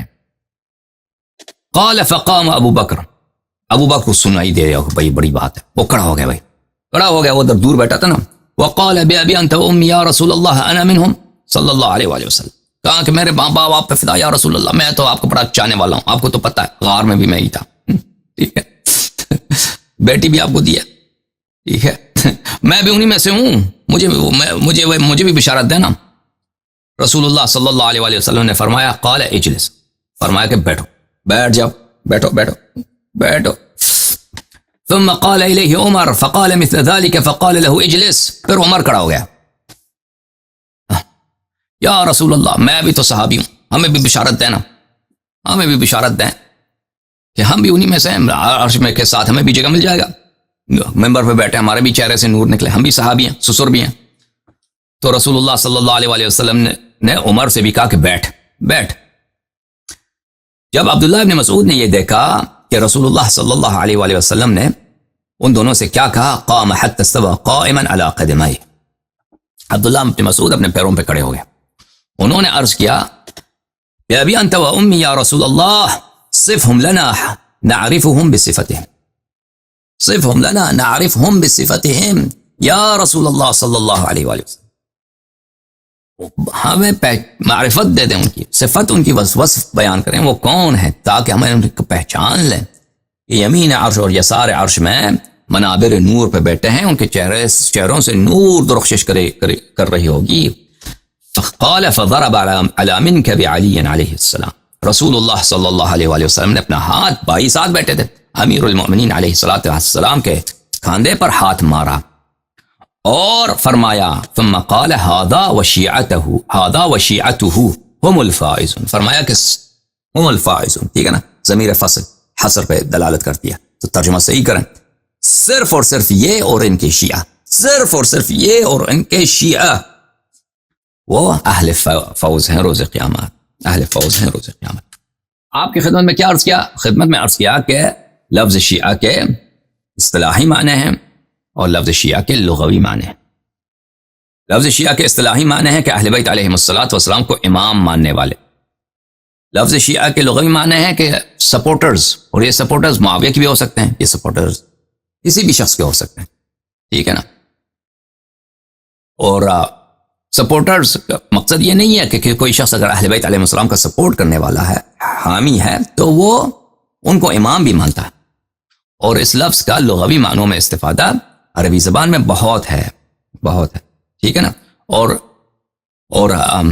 جب امیر المؤمنین علیہ السلام عراق میں تھے اور جب وہ شہید ہو گئے تھے، پھر امام حسن علیہ السلام کے خلافت کا زمانہ شروع ہو گیا تھا، تو اس وقت اغلب جو اہل عراق تھے وہ امیر المؤمنین علیہ السلام کو بالنص امام ماننے والے نہیں تھے، وہ بہت کم لوگ تھے. اس بات کے میں کچھ دلائل آپ کی خدمت میں پیش کرتا ہوں مخالفین کے کتب سے اور شیعہ کتب سے. مخالفین کے کتب سے کتاب ملاحظہ فرمائیے، شرح نہج البلاغہ لابن ابی الحدید، المجلد الثامن، چھاپ الامیرہ دار الکتب العربی، سنہ 2007 میں یہ کتاب بغداد میں چھپی ہے. ملاحظہ فرمائیے یہاں پر صفحہ نمبر 115، یہ اپنے استاد ابن ابی الحدید معتزلی، ہم نے آپ کی خدمت میں عرض کیا نا کہ ابن ابی الحدید جو ہے وہ شیعہ نہیں ہے، ابن ابی الحدید معتزلی ہے. وہ ابو بکر، عمر اور عثمان کی خلافت کو برحق سمجھتا ہے، بلکہ میں ان کے اس کے بعض جملے بھی آپ کو دکھاؤں، کوئی اس میں حرج نہیں ہے. امامت پر جو ہے اپنے عقائد کا اظہار جو ہے اپنے کتاب کی ابتدا میں کرتا ہے. ویسے بھی 2-3 جلسہ پہلے میں نے اس کے متعلق بات کی تھی نا. یہ کتاب شرح نہج البلاغہ لابن ابی الحدید المعتزلی، چھاپ دار احیاء الکتب العربیہ، عیسیٰ البابی الحلبی و شرکاء، سنہ 1965 میں یہ کتاب چھپی ہے مصر میں. ملاحظہ فرمائیے یہاں پر القول فیما یذهب الیہ اصحابنا المعتزلہ فی الامامہ، امامت کے مسئلے پر ہم معتزلہ کا عقیدہ، وہ خود کہتے ہیں ہم معتزلہ کا عقیدہ، اتفق شیوخنا کافتن، کہتے ہیں ہمارے جو معتزلہ کے مشائخ ہیں، ہمارے مذہب کے جو مشائخ ہیں ان سب کا اجماع ہے، المتقدمون منهم والمتاخرون، چاہے وہ متقدمین میں سے ہوں یا متاخرین میں سے ہوں، بصری ہوں یا بغدادی ہوں، سب کا اجماع ہے، على ان بیعت ابی بکر بیعت صحیحۃ شرعیہ، کہ ابی بکر کی بیعت صحیح اور شرعی ہے، وانها لم تكن عن نص، منصوص نہیں ہے، ابو بکر کی خلافت منصوص نہیں ہے لیکن شرعی ہے، انما كانت بالاختیار الذي ثبت بالاجماع، امامت ابو بکر کی امامت منصوص نہیں ہے لیکن شرعی ہے. کیسے شرعی ہے؟ کہتے ہیں اس صحابہ نے اختیار سے، صحابہ کے انتخاب سے وہ خلیفہ بنا ہے. اچھا انتخاب کہاں سے بنا ہے؟ انتخاب جو ہے کی شرعیت کیا ہے؟ کہتا ہے انتخاب اور اختیار کی جو شرعیت ہے وہ اجماع سے ثابت ہے، اس کی وہ بھی منصوص نہیں ہے، وہ اجماع سے ثابت. وبغیر الاجماع، کہتے ہیں غیر اجماع سے بھی ہمارے پاس دلیل ہے کہ اختیار شرعی طریقہ ہے، شرعی طریقہ ہے کہ ہم اختیار سے انتخاب کرنے سے کسی کو امام بنا سکتے ہیں، ٹھیک ہے نا. پھر وہ کہتا ہے کہ مثلا تزعم الشیعہ انه خوطب في حیات رسول اللہ صلی اللہ علیہ وآلہ وسلم بامیر المؤمنین، خاطبه بذلك جلة المہاجرین والانصار ولم يثبت ذلك في اخبار المحدثین. کہتے ہیں کہ شیعوں کا اعتقاد ہے کہ امیر المؤمنین علیہ السلام کو رسول اللہ صلی اللہ علیہ وآلہ وسلم کے حیات میں امیر المؤمنین کا لقب ملا ہے. کہتے ہیں ہم اس کو نہیں مانتے، یہ حدیث میں ثابت نہیں ہے. اچھا کہتے ہیں پھر کہتا ہے کہ اختلف فی مولد علی علیہ السلام این کان، مختلف ہے. امیر المؤمنین علیہ السلام کی ولادت کہاں ہے؟ اس میں اختلاف ہے. شیعوں کا یہ عقیدہ ہے کہ وہ کعبہ میں ولادت ہے ان کی. والمحدثون لا يعترفون بذلك, اور ہم جو ہیں ہمارے محدثین جو اس کو نہیں مانتے. بہرحال وہ بہت ساری باتوں کے اسی طرح گنتا ہے. وہ کوئی شیعی نہیں ہے. اچھا, وہ اپنے استاد سے روایت کرتا ہے. کون روایت کرتا ہے؟ ابن ابی الحدید معتزلی. وہ اس کا استاد ہے علوی سید ہے, لیکن وہ بھی غیر شیعہ ہے. اس کا بھی دلیل دکھائیں گے آپ. اور وہ اسے اتفاق کرتا ہے اس بات سے. ملاحظہ فرمائیے کس بات سے اتفاق کرتا ہے؟ جو اس کو استاد کہتا ہے اسی سے اتفاق کرتا ہے. شرح نہج البلاغہ جلد نمبر 15, یہاں پہ ملاحظہ فرمائیے صفحہ نمبر 115. اچھا, میرے استاد نے فرمایا معاویہ یتسقط علیا وینعى الیہ ما عصاہ یذکرہ من حال ابی بکر وعمر وانہما غصباہ حقہ ولا یزال یکیدہ بالکتابۃ الیہ یکتبہ والرسالہ یبعثها یطلب غرتہ لینفث بما فی صدرہ من حال ابی بکر وعمر اما مکاتبۃ او مراسلۃ فیجعل ذلك حجة علیہ عند اہل الشام ویضیفہ الی ما قررہ فی انفسہم من ذنوبه كما زعم فقد كان غمصه عندهم بأنه قتل عثمان ومال على قتله وأنه قتل طلحة وزبير وأسر عائشة وراق دماء البصرة. کہتا ہے کہ معاویہ کی یہ کوشش ہوتی تھی, معاویہ کی یہ کوشش تھی کہ کسی طرح امیر المؤمنین علیہ السلام کو اس بات پہ اکسا دے کہ وہ علناً ابو بکر اور عمر سے براءت حاصل کرے, ابو بکر اور عمر کی مذمت کرے. اور اس طرح کے لیٹرز لکھتا تھا کہ اس میں تانے دیتا تھا کہ ابو بکر اور عمر نے آپ کے ساتھ یہ کیا, ابو بکر عمر نے آپ کے ساتھ یہ کیا, ابو بکر آپ کہتے ہو کہ ابو بکر عمر نے میرے ساتھ یہ ظلم کیا, آپ کہتے ہو کہ ابو بکر عمر نے میری خلافت چھینی ہے. وہ کیوں اس لیے کرتا تھا؟ تاکہ امیر المؤمنین علیہ السلام غصے میں آ کر, غضب میں آ کر ابو بکر معاویہ کے لیٹر کے جواب میں کوئی ایسا جملہ کہہ دیں, کوئی ایسا خطبہ دیں, کوئی ایسا لیٹر لکھ دیں جس میں وہ ابو بکر عمر کو برا بلا کہتے ہیں. اس کی وجہ کیا تھی؟ کیوں؟ کہتا ہے کہ معاویہ جو تھا وہ پہلے ہی سے مشہور کرا چکا تھا شام والوں میں کہ امیر المؤمنین علیہ السلام نے عثمان کو قتل کیا ہے, اور عثمان کے قتل میں انہوں نے تائید کیا, سپورٹ کیا. اور وہاں پہ مشہور کیا تھا کہ امیر المؤمنین علیہ السلام نے طلحہ, زبیر, اتنے اچھے صحابیوں کو قتل کیا ہے, عائشہ کو اسیر بنایا ہے, ٹھیک ہے نا, اہل بصرہ والوں کو قتل عام کیا ہے. ہاں, ان کے ساتھ ایک اور جرم کو بھی شامل کرتا تھا اپنی نظر میں. وہ کیا تھا؟ وبقیت خصلۃ واحدہ, بس ایک بات رہ گئی تھی. وهو أن يثبت عندهم أنه يتبرأ من أبي بكر وعمر وينسبه إلى الظلم ومخالفة الرسول صلى الله عليه وسلم في أمر الخلافة. کہ وہ اہل شام کے سامنے یہ ثابت کریں کہ امیر المؤمنین علیہ السلام ابو بکر اور عمر سے براءت کرتے ہیں اور ان کو ظالم سمجھتے ہیں, اور خلافت کے امر میں ان کو مخالف رسول صلی اللہ علیہ وسلم سمجھتے ہیں. وَأَنَّهُمَا وَثَبَا عَلَيْهِ غَلَبَةً وَغَصَبَاهُ إِيَّاهُ, اور یہ اہل شام والوں کو یہ بتائیں کہ امیر المؤمنین علیہ السلام کا یہ عقیدہ ہے کہ ابو بکر اور عمر نے میرے حق کو غصب کیا ہے, اور یہ انہوں نے خلافت کو زبردستی مجھ سے چھینی ہے, ٹھیک ہے نا. فَكَانَتْ هَذِهِ الطَّامَّةُ الْكُبْرَى لَيْسَتْ مُقْتَصِرَةً عَلَى فَسَادِ أَهْلِ الشَّامِ عَلَيْهِ, اور یہ ایک ایسا چال تھا معاویہ کا, ایک ایسا رنگ فریب تھا معاویہ کا کہ اگر اس کی یہ چال چلتی, اس کے ہاتھ میں ایسا دستاویز ملتا کہ امیر المؤمنین علیہ السلام معاویہ ابو بکر و عمر سے براءت کرتے ہیں, ان کو ظالم سمجھتے ہیں. اہل شام والے تو پہلے ہی ان کے مخالف تھے. کیا ہوتا اس سے کیا ہوتا تھا؟ بل واہل العراق الذين هم جنده وبطانته وانصاره, اہل عراق والے بھی ان کے خلاف بغاوت کرتے ہیں امیر المؤمنین علیہ السلام کے خلاف. وہ اہل عراق جو امیر المؤمنین علیہ السلام کے سب لشکر وہاں سے تھا, امیر المؤمنین علیہ السلام کے سب ساتھی عراق میں سے تھا, امیر المؤمنین علیہ السلام کے سب انصار جو تھے وہ عراق سے تھے. لأنهم كانوا يعتقدون امامت الشیخین, کیونکہ ان کا عقیدہ یہی تھا, اہل عراق غالب کا عقیدہ یہی تھا کہ شیخین جو ہیں ابو بکر و عمر ان کی خلافت صحیح ہے. عثمان کو وہ غلط سمجھتے تھے, ٹھیک ہے نا, معاویہ کو وہ باطل سمجھتے تھے, لیکن ابو بکر و عمر کو وہ صحیح سمجھتے تھے. یہ کون تھا؟ یہ اہل عراق. الا القلیل الشاذ من خواص الشیعہ, مگر یہ کہ قلیل شاذ جو شیعہ تھے, ان کی تعداد بہت کم ہے, خواص شیعہ جو تھے وہ ابو بکر و عمر کو غاصب سمجھتے تھے. امیر المؤمنین علیہ السلام بھی اپنے نفس میں ابو بکر و عمر کو غاصب سمجھتے تھے, لیکن کیا تھا کہ وہ علناً اس کا اظہار نہیں کر سکتے تھے. کیوں؟ اگر اظہار کرتے تو معاویہ کے لیے بہت بڑی خوشخبری تھی، کیونکہ پھر ان کے سب ساتھی ان کو چھوڑ جاتے، عراق والے بھی ان کو چھوڑ جاتے. ٹھیک ہے نا. اب وہ ایسے جو خط لکھتے تھے جس سے امیر المؤمنین علیہ السلام کو اس بات پہ اکسا دیں کہ وہ ابو بکر و عمر کو برا بلا کہتے ہیں، اور امیر المؤمنین علیہ السلام کو یہ پتہ ہوتا تھا، اور امیر المؤمنین علیہ السلام ایسے جواب دیتے تھے کہ اس میں حق بات بھی ہو، سمجھدار آدمی سمجھ بھی لیں، اور اس میں بس ظاہراً کوئی برات بھی نہ ہو ابو بکر اور عمر سے. ایسے جواب دیتے تھے. سمجھ میں آ رہی نا بات آپ کو؟ یہ کس کا بیان ہے؟ ان کا استاد ہے. کہتے ہیں میرے استاد نے یہ جملے کہتے ہیں. استاد ان کا کون ہے؟ ابن ابی الحدید کا یہ نام ہے ان کا، ابو جعفر یحییٰ ابن ابی زید العلوی. اچھا، نقیب ابو جعفر یحییٰ ابن ابی زید. یہ کون ہے بھائی؟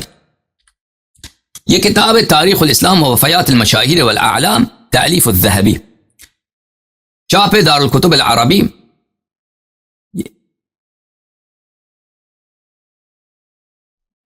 سنہ 1997 میں کتاب چھپی ہے. ملاحظہ فرمائی یہاں پر صفحہ نمبر 176 میں یحییٰ ابن شریف النقیب ابی طالب محمد ابن علی ابن ابی زید السید النقیب ابو جعفر العلوی الحسنی البصری. یہ بنی عباس کے زمانے میں بعض سادات کو نقابت کا درجہ دیتے تھے، نقیب بناتے تھے. بنی عباس خود بھی سید تھے، اور یہ بنی ہاشم میں سے بعض لوگوں کو یہ نقیب بناتے تھے. نقیب کا کام یہ ہوتا تھا مختلف شہروں میں وہاں پہ جو بنی ہاشم کے لوگ رہتے ہیں، چاہے علوی ہوں، چاہے عباسی ہوں، چاہے حضرت عقیل علیہ السلام کے اولاد میں سے ہوں، وہ ان کی دیکھ بھال کرے، ان کا بزرگ ہو، تو ان کو نقیب کہتے تھے. تو یہ نقیب ہوتا تھا. اچھا، یہ کہتے ہیں کہ کان ذا معرفت بالنسب والادب والایام العرب وله شعر رائق توفی فی رمضان. اچھا، کہتے ہیں ادیب تھا، بڑا آدمی تھا. اور نہ جو اس میں یہ نہیں ہے کہ وہ شیعہ تھا، ذہبی نے نہیں کہا یہ شیعہ ہے، بس صرف تعریف کی ہے کہ صاحب علم تھا، تاریخ بہت اچھی طرح جانتا تھا. شرح نہج البلاغہ میں جلد نمبر 5 میں وہاں پہ ابن ابی الحدید نے خود کہا ہے، صفحہ نمبر 359 میں، کان النقیب ابو جعفر جو تھے غزیر العلم، علم ان کا بہت زیادہ تھا، عقل ان کا بہت عاقل آدمی تھا، منصفا فی الجدال، مناظروں میں بہت منصف آدمی تھے، غیر متعصب للمذہب، تعصب ان میں کوئی نہیں تھا. وَإِن كَانَ عَلَوِيًّا، خاندان ان کا علوی تھا لیکن وہ تعصب ان میں نہیں تھا. وَكَانَ يَعْتَرِفْ بِفَضَائِلِ الصَّحَابَةِ، صحابہ کے فضائل کا معترف تھا. وَيُثْنِي عَلَى الشَّيْخَيْنِ، اور ابو بکر اور عمر کا وہ بہت تعریف کرتا تھا. یہ نقیب ابو جعفر ابو بکر اور عمر کا بہت تعریف کرتا تھا. ٹھیک ہے نا.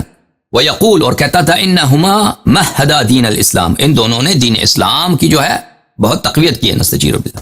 وَأَرْسَيَا قَوَاعِدَ، اور اسلام کے جو ہیں، اسلام کے جو سنگ اول ہے انہوں نے یہ صحیح رکھا ہے. وَلَقَدْ كَانَ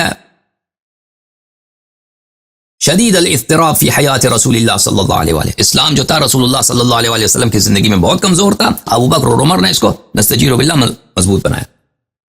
بل وَإِنَّهُمَا مَهَّدَا بِمَا تَيَسَّرَ لِلْعَرَبِ مِنَ الْفُتُوحِ وَالْغَنَائِمِ فِي دَوْلَتِهِمَا، اور اسلام اس طرح مضبوط ہوا ہے کہ ابو بکر اور عمر کے زمانے میں جو فتوحات ہوئی ہیں، غنائم ہاتھ میں آئے، اس سے اسلام بہت مضبوط ہوا ہے.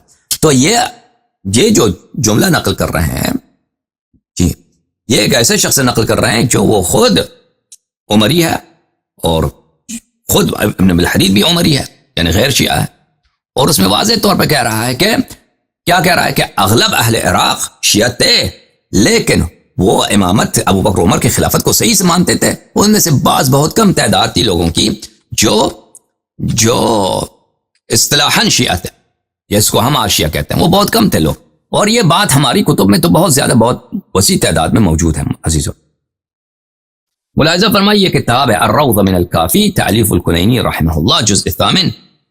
یہاں پر یہ مجلد نمبر 8 ہے، روضہ کافی، یہ صفحہ نمبر 58 ہے. یہاں پہ خطبہ ہے امیر المؤمنین علیہ السلام کا. سلیم بن قیس رضی اللہ تعالی عنہ روایت کرتے ہیں کہ امیر المؤمنین علیہ السلام نے خطبہ ادا کیا.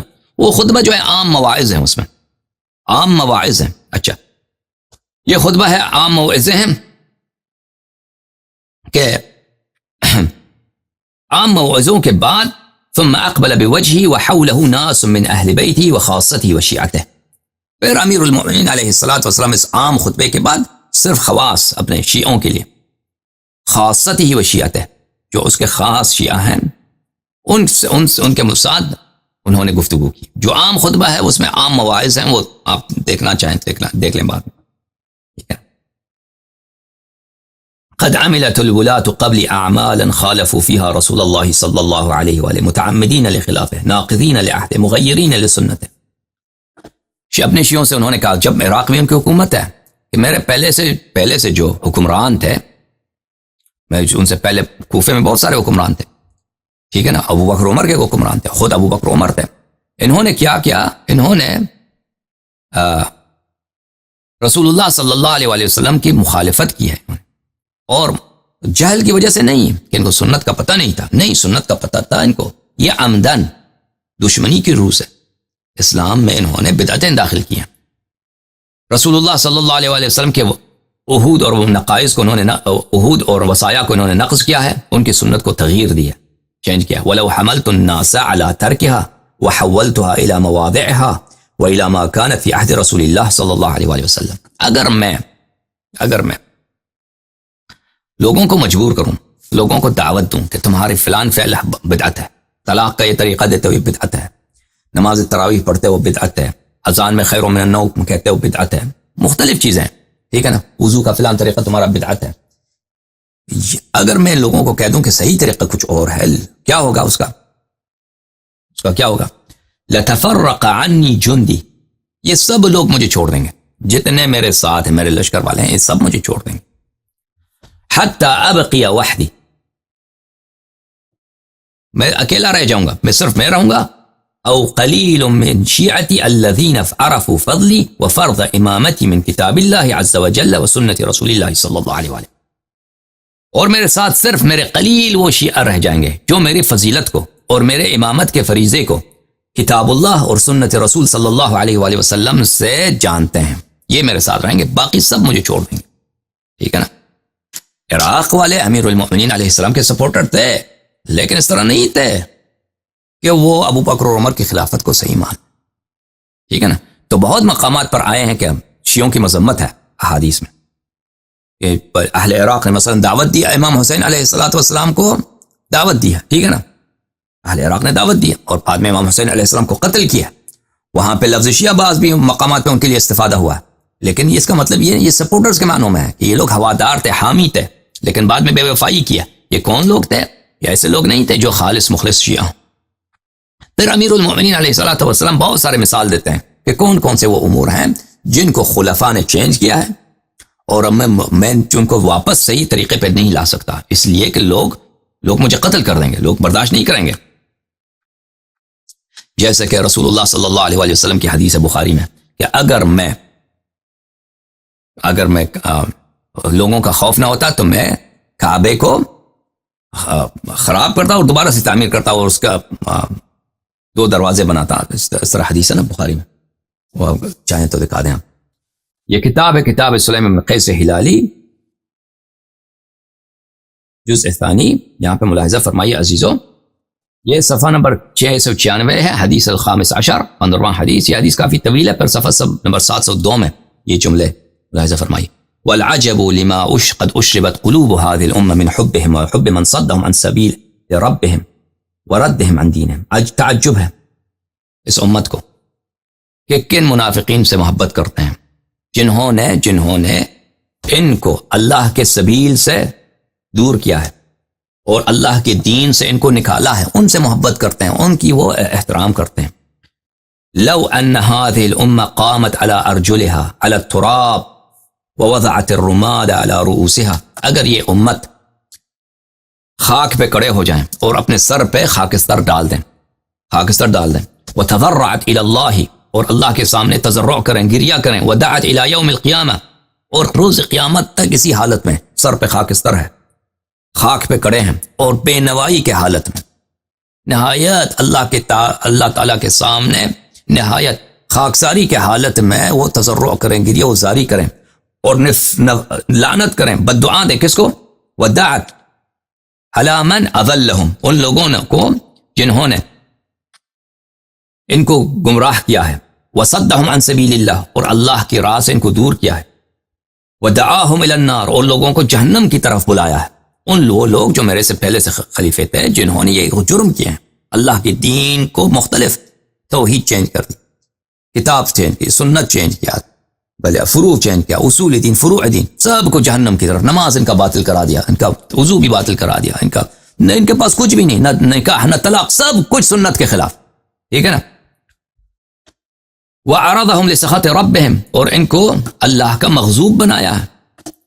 وَأَوْجَبَ عَلَيْهِمْ عَذَابَهُ بِمَا أَجْرَمُوا إِلَيْهِمْ، اپنے جرائم سے پوری امت کو گمراہ کیا ان لوگوں نے. اگر یہ امت قیامت تک مٹی پہ کھڑے ہو کر سب پہ خاکستر رکھ کے ان مجرموں کو گالی دیں اور مجرموں کو لعنت کریں، لَكَانُوا مُقَصِّرِينَ فِي ذَلِكَ. اللہ اکبر، اللہ.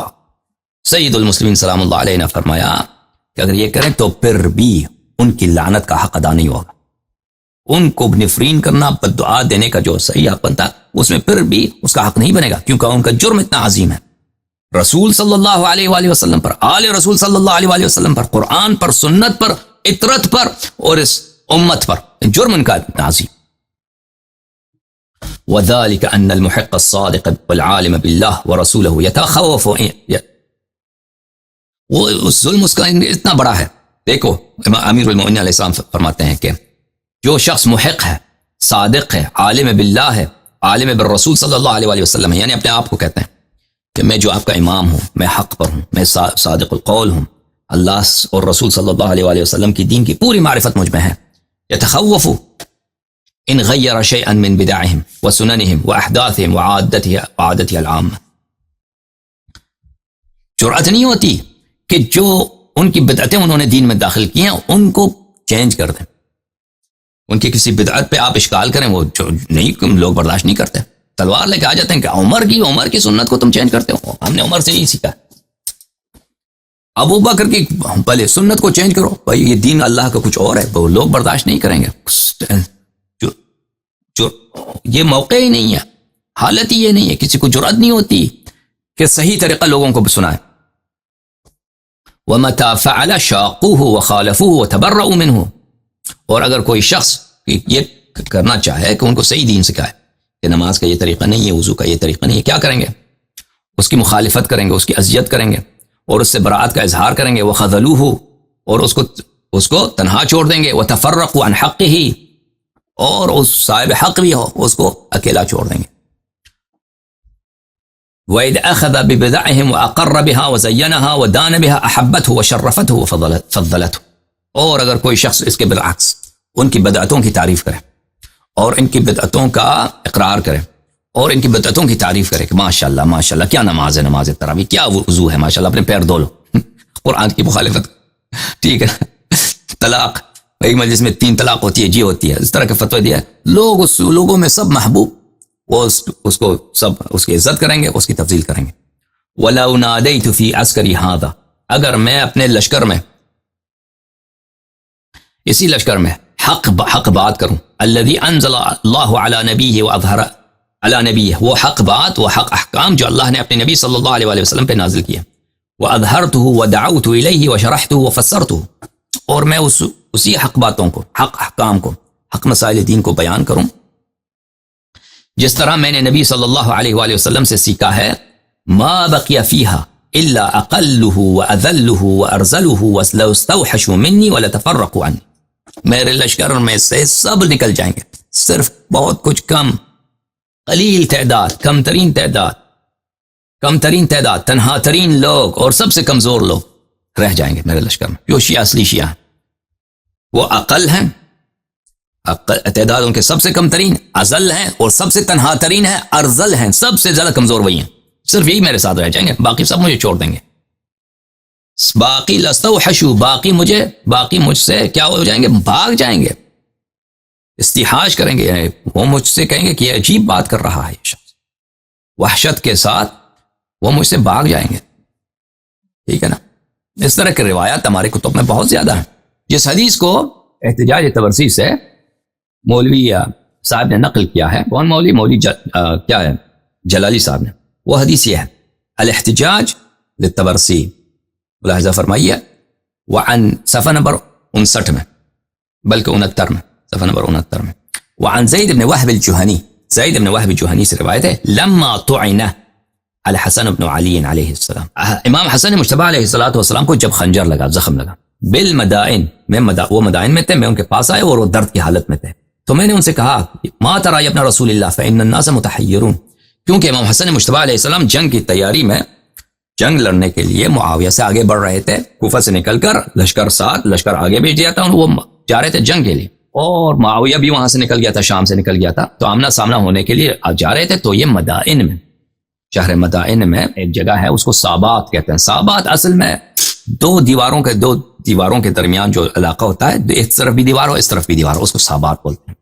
مظلم صابات اس کو کہتے ہیں کہ دیوار اس طرف ہو اس طرف دیوار ہو اور اوپر چھت ہو۔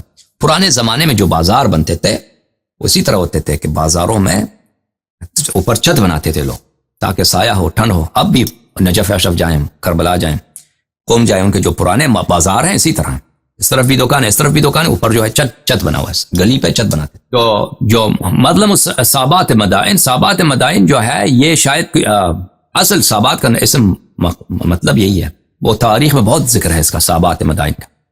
یہ شاید کوئی محلہ رہا ہوگا، اب نہیں معلوم کہ وہ کیا چیز ہے، یا تو صابات مدائن وہی کہہ رہے ہیں جو دو دیواروں کے درمیان علاقہ ہے، یا کوئی محلہ ہوگا اس کا نام صابات تھا۔ بہرحال وہ مدائن شہر میں جگہ ہے، وہاں پہ امام حسن مجتبیٰ علیہ السلام کو خنجر لگا تھا۔ تو اس وقت امام مجتبیٰ علیہ السلام نے فرمایا ارا واللہ، میری رائے یہ ہے، میرا عقیدہ یہ ہے کہ خدا کی قسم معاویہ ان لوگوں سے بہتر ہے، معاویہ خیر لی من ہؤلاء یزعمون انہم لی شیعہ، کہ یہ سمجھتے ہیں کہ یہ میرا شیعہ ہے، ابتغوا قتلی وانتہبوا ثقلی، کہ انہوں نے مجھے قتل کرنے کی کوشش کی ہے اور مجھ سے انہوں نے میرا مال چھینا ہے۔ تو عزیزو، یہ کون تھے جنہوں نے امام حسن مجتبیٰ علیہ السلام کو قتل کرنے کی کوشش کی، اور کون تھے جنہوں نے ان کا مال چھینا ہے؟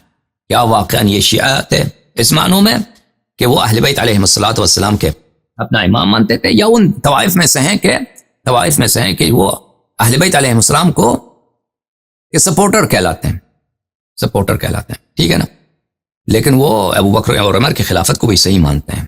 تو کس طوائف میں سے تھے؟ تو ملاحظہ فرمائیے عزیزو، یہ کتاب آپ کو دکھاتے ہیں، ان کے اپنے کتب سے دور جانے کی ضرورت بھی نہیں ہے۔ یہ کتاب ہے المستدرک علی الصحیحین، مستدرک حاکم، الجزء الثالث، منشورات محمد علی بیضون، دار الکتب العلمیہ۔ یہاں پر صفحہ نمبر 119، جلد نمبر 3، حدیث نمبر 4807 روایت کرتے ہیں، اور کافی طویل روایت ہے۔ وتوجہ الحسن واصحابہ للقاء معاویہ، امام حسن علیہ السلام اور ان کے لشکر والے معاویہ کے مقابلے کے لیے چل پڑے۔ وقد جرح الحسن غیلتاً فی مطلع صابات، صابات میں مطلع صابات کے شروع میں امام حسن مجتبیٰ علیہ السلام کو خیانت کے طور پر یا غیلہ کے طور پر ان کو اساسینیشن کی کوشش میں ان کو خنجر لگا۔ خنجر لگانے والا کون تھا؟ جرحہ سنان ابن جراح الاسدی، اس شخص کا نام تھا سنان ابن جراح اسدی، اخو بنی نصر قبیل طائفے سے اس کا تعلق تھا۔ فطعنہ فی فخذہ، اس نے امام حسن مجتبیٰ علیہ السلام کی ٹانگ میں جو ہے وہ ٹانگ میں اس نے خنجر مارا، اور اس کا دوسری کتب میں انصاب الاشراف میں وہ زیادہ تفصیل کے ساتھ ہے۔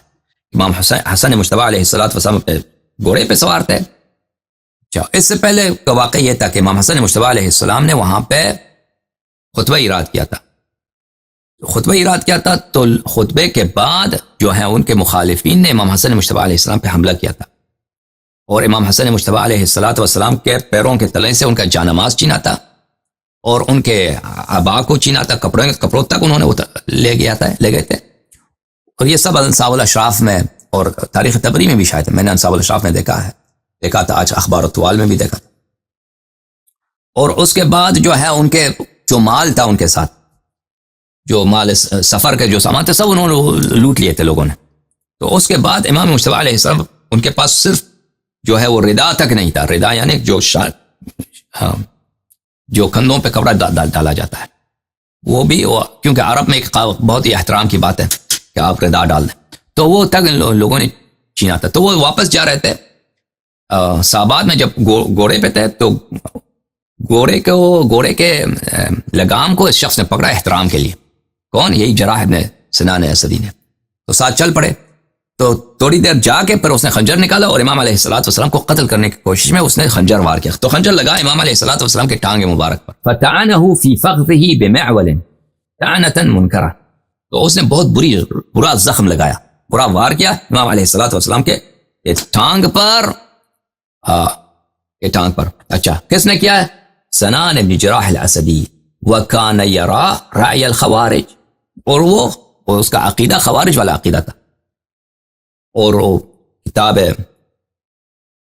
اسنان انصاب الاشراف اور اخبار الطوال وغیرہ میں یہ مذکور ہے کہ اس نے وار کرنے سے پہلے کہا کہ آپ مشرک ہیں اور آپ کے والد بھی مشرک تھے, آپ بھی کافر ہیں, آپ کے والد امام امیر المؤمنین علیہ السلام بھی مشرک ہیں. ٹھیک ہے نا. تو یہ کہہ کر اس نے وار کیا تھا, اس نے قتل کرنے کے لیے وار کیا تھا, بری طرح مارا تھا, لیکن اس اللہ نے بچایا امام علیہ السلام کو. اس کا وار جو امام علیہ السلام کے شکم پہ نہیں لگا, پیٹ پہ نہیں لگا, اس کے ان کے ٹانگ پہ لگا. فاعتنقه الحسن علیہ الصلوۃ والسلام فی یده. امام مجتبی علیہ الصلوۃ والسلام نے اس شخص کو اپنے ہاتھوں سے مضبوط پکڑ لیا. وصار معه فی الارض. اور اس کے ساتھ زمین پہ وہ گر گئے. ووثب علیہ عبداللہ ابن ذبیان ابن عمارہ التمیمی فعض وجهه حتى قطع انفه وشدخ رأسه بحجر. اور عبداللہ ابن ذبیان ابن عمارہ التمیمی وہاں پہ تھا, وہ بھی امام علیہ الصلوۃ والسلام کی مدد کے لیے آیا اور اس نے اس شخص کے ناک پر اس نے جو ہے کیا بولتے ہیں دانت لگایا, دانت سے پکڑ لیا اس نے یہاں پہ, اس کو بالکل کاٹ کے نکال دیا اس شخص کا, اس کا ناک جو ہے بالکل الگ کر دیا. اور پھر اس نے ایک پتھر اٹھایا, مار دیا اس کے سر پر, اس کا صدر و سر جو ہے بالکل اس کا جو سر کا جو اسکل ہے, جمجمہ ہے, وہ توڑ دیا اس نے. اسی وقت وہ مر گیا وہ شخص. فمات من وقته فسحقا لاصحاب السعير. وہ اسی وقت میں مر گیا. وہ امام حسن مجتبی علیہ السلام کو تخت پر, وہ اسٹریچر ہوتا ہے نا جس میں مریض کو حمل کیا جاتا ہے, اسٹریچر پر, سریر یعنی اسٹریچر پر, چارپائی پر مدائن میں لے گئے. وہاں پہ سعد بن مسعود الثقفی مختار کا جو چچا تھا وہاں اس کے گھر پہ لے گئے تھے. تو واقعہ یہ ہے, جس نے وار کیا تھا وہ خوارج میں سے تھا, لیکن بظاہر وہ کیا تھا؟ بظاہر وہ امام علیہ السلام کے سپورٹروں میں شامل تھا, سپورٹرز میں شامل تھا. ٹھیک ہے نا. اور یہ امام علیہ السلام کے جملوں سے بخوبی آپ سمجھتے ہیں نا کہ ایسے لوگ ہیں, معاویہ میرے لیے بہتر ہیں ان لوگوں سے جو گمان کرتے ہیں, یزعمون, جن کا ادعا ہے, جو ادعا کرتے ہیں کہ وہ ہمارا شیعہ ہے, ادعا کرتے ہیں ہمارے شیعہ ہیں, لیکن وہ حقیقت میں شیعہ نہیں ہیں. ادعا کرتے ہیں کہ ہم آپ کے سپورٹرز ہیں, لیکن وہ ہمارے سپورٹرز نہیں ہیں, وہ ہمارے مخالف ہیں. معاویہ تو ان سے بہتر ہے, یہ معاویہ سے بھی بدتر ہے. کن کو کہا ہے؟ کن کو کہا ہے؟ لوگوں کو کہا ہے جو خوارج تھے. اور عراق میں خوارج کی بہت بڑی تعداد تھی, خوارج کی تعداد بہت زیادہ تھی عراق میں, اور ان کے جنگجو تو قتل ہو گئے تھے, لیکن ان کے ہوادار اور ان کے بعد میں جو ان کے ہم عقیدہ ہو گئے تھے تو بڑھتے گئے. ٹھیک ہے نا. اب یہاں پہ روایات اور بھی بہت ہیں, حدیث اور بھی بہت ہیں کہ کون لوگ تھے, کون صحابی تھے, صحابہ رسول صلی اللہ علیہ وسلم تھے جنہوں نے امام حسن مجتبی علیہ الصلوۃ والسلام کے ساتھ غداری کی, اور وہ ان کو قتل کرنے کے چکر میں تھے, اور ان کا اصل منصوبہ بھی انہی کا تھا, اصل منصوبہ بھی انہی کا تھا. اس میں شبث ابن ربعی ہے, اس میں اشعث ابن قیس ہیں, لیکن ابھی وہ کبھی اور سے ہی انشاءاللہ تبارک و تعالی اس کے متعلق بات کریں گے, کیونکہ ابھی جتنا جواب ہم دے چکے ہیں وہ کافی ہے اس مطلب کے لیے. اگر وہ کھول دیں تو اس کے لیے 2-3 گھنٹے کی ضرورت ہے ان مطالب کو بیان کرنے کے لیے. اچھا, یہاں پہ اور وہی لوگ تھے جنہوں نے بعد میں امام حسین علیہ السلام کو خط لکھا کہ آپ جو ہیں کیا کریں, کربلا آ جائیں. پھر جب وہ آ گئے تو دوبارہ ان کے خلاف انہوں نے عمر بن سعد کے لشکر میں شامل ہو گئے. وہی لوگ جو بظاہر سپورٹرز تھے لیکن وہ ہمیشہ غدار رہے تھے اہل بیت طاہرین علیہم الصلوۃ والسلام کے ساتھ. البتہ یہ نہیں ہے, خط لکھنے والوں کی تعداد تو بہت زیادہ ہے, لیکن وہ خط لکھنے والوں میں وہ شامل تھے. تو کبھی انشاءاللہ تبارک و تعالیٰ کے امام حسین علیہ الصلوۃ والسلام کے کہ خط لکھنے والے کون تھے اس موضوع پر, اور ان کے قاتلین کون تھے, اور ان میں صحابہ کا کیا کردار تھا. سنہ 60 ہجری 61 ہجری میں جو صحابہ زندہ تھے ان کا کردار, اور ان کا امام حسین علیہ الصلوۃ والسلام کے قتل میں شرکت, یہ انشاءاللہ کبھی اور اس بات پہ بات کریں گے.